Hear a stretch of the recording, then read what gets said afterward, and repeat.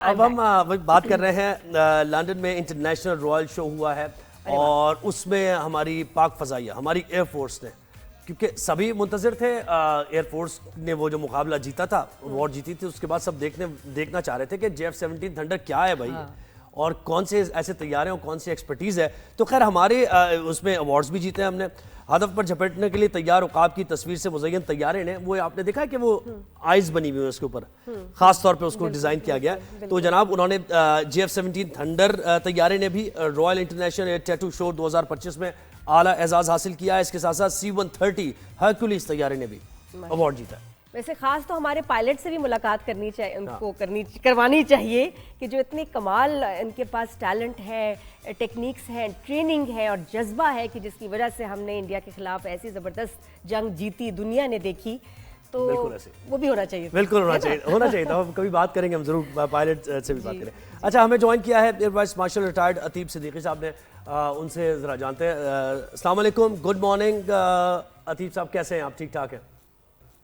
अस्सलाम वालेकुम जी, good morning to both you Nadia Zuhaib. Good morning. अच्छा सर, मुझे बताएं कि हमने अचीवमेंट तो हमारी दुनिया ने देख ही ली, और पाक इंडिया वॉर में जैसे हमारे तैयारों ने परफॉर्म किया और यहाँ भी हमने अवार्ड समेट लिए, तो वो जो माहौल आपने भी देखा होगा कैसा रहा उस शो में, और सबने ही तारीफ की, जरा उससे बात करें। उस शो के बारे में बताएं भी, उसकी कोई हिस्ट्री, बैकग्राउंड, के शो क्यों मुनक्किद होता है, मकसद क्या है इसका? अच्छा, बेसिकली नादिया, ये शो जो है ये अपना 1971 में इसकी शुरुआत हुई थी। अच्छा। और ये क्या कहते हैं 1976 में इंटरनेशनल हुआ और 1996 में क्वीन एलिजाबेथ ने इसको रॉयल का खिताब दिया। तो इस तरीके से ये royal international air tattoo show बन गया। ये तकरीबन क्या कहते हैं, पहले तो ये हर 2 साल के बाद होता था, लेकिन 1996 के बाद से ये हर साल मुनक्कद होना शुरू हो गया हुआ है। पाकिस्तान एयरफोर्स ने इसमें कोई 6 दफ़ा पार्टिसिपेट किया है। और ये जो अभी आपने बात की कि जी ये पायलट्स वगैरह से मुलाकात वगैरह हो जाती, तो एक्चुअली ये जो स्पिरिट ऑफ द मीट है, स्पिरिट ऑफ द मीट का जो ट्रॉफी है, ये बेसिकली इसी चीज़ की है।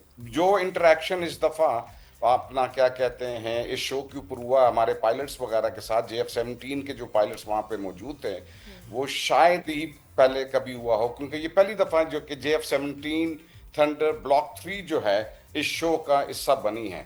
तो ये बड़ी दुनिया ने इसको आके क्या कहते हैं इनको जहाज़ों को देखा भी, जो पायलट्स थे हमारे वहाँ पे उनके साथ इंटरेक्ट किया। अच्छा। और जो ये वहाँ के जो एम्पायर्स वगैरह होते हैं जो सारा मॉनिटर कर रहे होते हैं, क्योंकि तकरीबन 2 लाख के करीब क्या कहते हैं विजिटर्स आते हैं इन 3 दिनों के अंदर।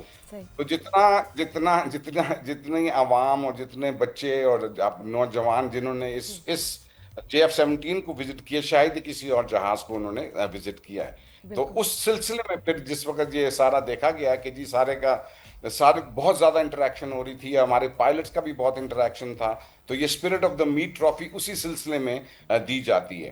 तो बहुत मुबारक बिल्कुल बिल्कुल, बड़े फखर की बात है सर। लेकिन ये इंडिया को क्या इनवाइट नहीं किया था? लेट हो गए, फ्लाइट मिस हो गई, आए नहीं, क्या हुआ? नहीं नादिया, इंडिया जो है ऐसे शोज से मेरा ख्याल है दूर ही रहना पसंद करती है। ये उनके पास कुछ मेरा ख्याल है दिखाने को या बताने को है कुछ नहीं। ये सिर्फ एक ही दफा ये क्या कहते हैं इन्होंने इस शो में पार्टिसिपेट किया, वो भी मेरा ख्याल है if I am not wrong 2007 में एक टैंकर और 2 Su-30s लेके गए थे, लेकिन उसके बाद इन्होंने कभी भी पार्टिसिपेट नहीं किया। इस दफा तो सर फेस सेविंग भी तो एक मकसद था ना, राफेल वगैरह ले आते सर आपने, मतलब लोग आते, सवाल करते, बेइज्जती होती, तो बेहतर ही था कि ना ही अपीयर हो तो बेहतर। ऐसी चीजों में फिर वो जरा इंटरेस्टिंग हो जाता है। वैसे राफेल आ जाते, यहाँ से JF-17 आ जाते तो कुछ मजे का हो जाता। हाँ, नहीं बेइज्जती तो फिर भी उनकी होनी थी, तो मेरे ख्याल अच्छा ही हुआ कि एब्सेंट हो गए। राफेल तो उनका जहाज ही नहीं है ना। जो भी एक्सपर्टीज तो दिखाते हैं उनके पायलट, कुछ अपनी क्राफ्ट तो दिखाते हैं। आते तो क्या दिखाते फिर, अजीब से सवाल जवाब होते, एम्बैरेसिंग हो जाता है, बेहतर ही हुआ। अच्छा चलो, नहीं आना चाहिए। ऐसे ही था और बिल्कुल ऐसा ही था और अच्छा किया नहीं आए।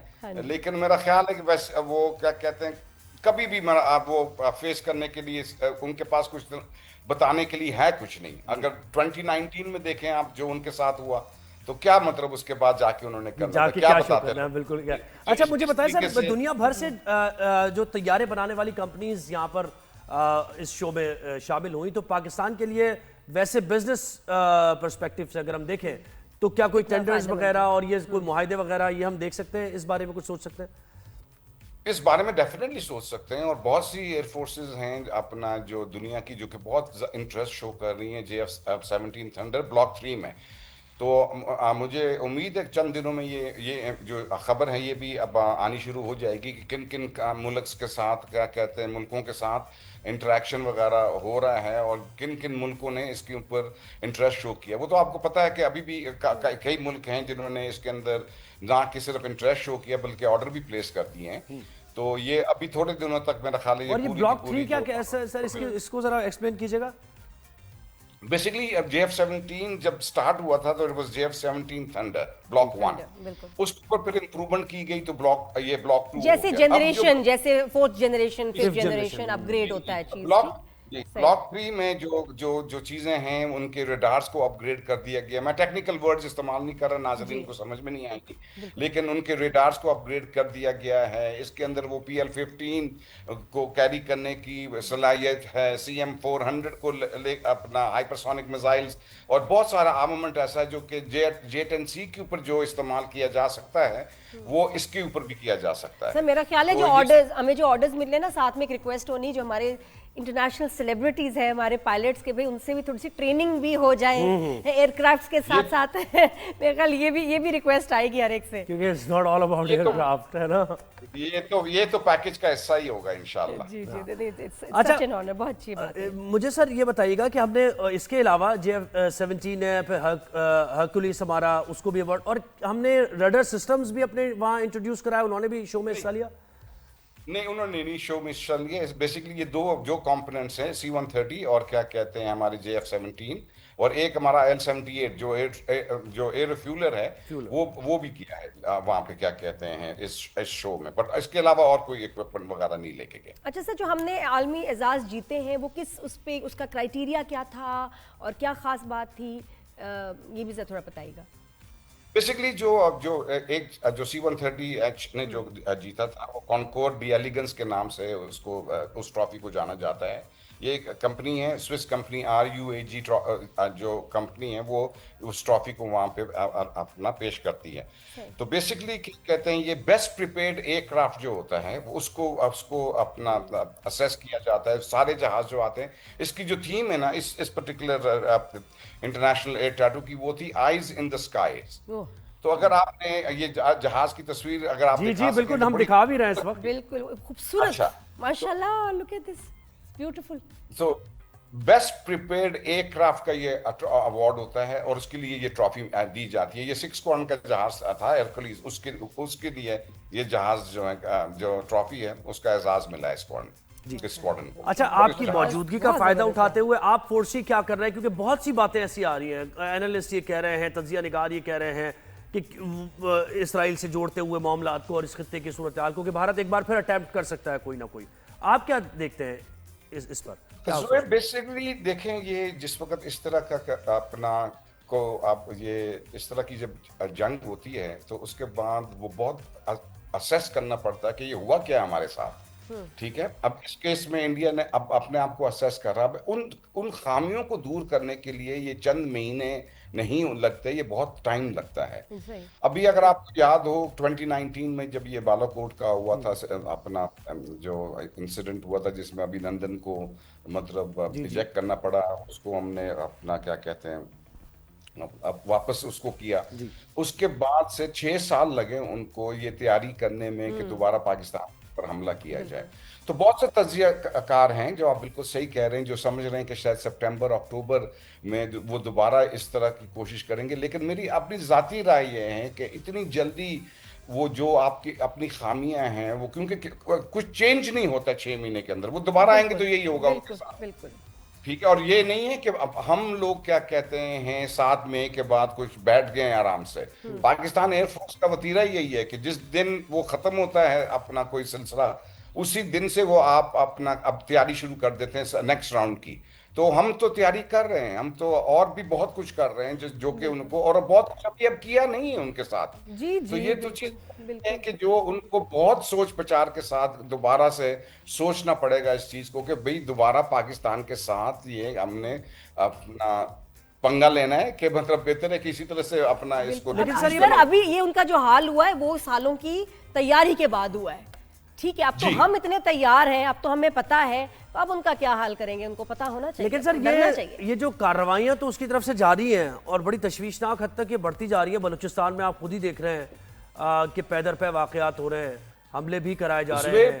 तो बिल्कुल आपकी ये बात जो है ना दुरुस्त है कि इनका फोकस जो है ना, क्योंकि वो उस एयर और ग्राउंड में और नेवी के साथ तो ये कुछ कर नहीं सकते, ठीक है। जो कुछ कर सकते हैं वो यही कर सकते हैं जो कि बलूचिस्तान वगैरह में हो रहा है। ये और आज का नहीं, ये शुरू से ही करते आ रहे हैं। ये तो अभी हम लोगों ने फितना हिंद करना शुरू कर दिया, लेकिन ये बहुत अरसे से ये जो अपना सपोर्ट है अब ये कर रहे हैं। रॉ जो है, रॉ मुसाद एक ही चीज है। आप मुसाद को रॉ कह लें, रॉ को मुसाद कहते हैं, एक ही चीज है। इनके आपस में बहुत ज्यादा अपना क्या कहते हैं इंटरेक्शन है। तो जो मेथड्स वो इस्तेमाल करते हैं सबवर्जन के, एस्पिनाज के, एक्सट्रीम ये टेररिज्म के, उसी तरह के एक्शंस जो है ना ये आप एक्सपेक्ट करेंगे रॉ से। ये और इसी पे फोकस इनका ज्यादा होगा कि किसी तरीके से पाकिस्तान के ऊपर इनको इसमें एंगेज किए रखें। लेकिन इंशाल्लाह पहले भी हमने इसको काबू कर लिया था, अब भी काबू कर लेंगे।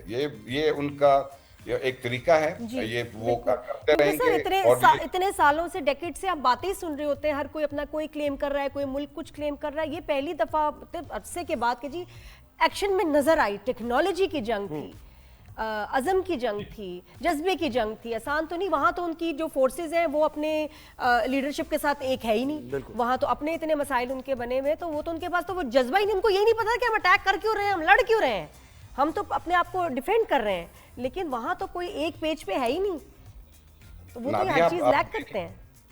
जी बिल्कुल ऐसे ही। और आप देख लें कि वो जो 1 घंटे की एयर बैटल के बाद उनके जहाज उड़े ही नहीं, उसके बाद वो जहाज ही पीछे ले गए। उनको तो समझ में ही कुछ नहीं आया कि ये हुआ क्या उनके साथ। जी बिल्कुल मेरा ख्याल है कोई ऐसा कोई इनका क्रैश का शो भी होना चाहिए जिसमें इंडिया को बुला के उनसे जरा गपशप लगाई जाए, उनसे भी सेल्फियां ली जाएं कि यार कमाल आपके जहाज गिराए पाकिस्तान ने, आप कैसा महसूस करते हैं। ये भी शो होना चाहिए। बहुत शुक्रिया, आपने वक्त दिया।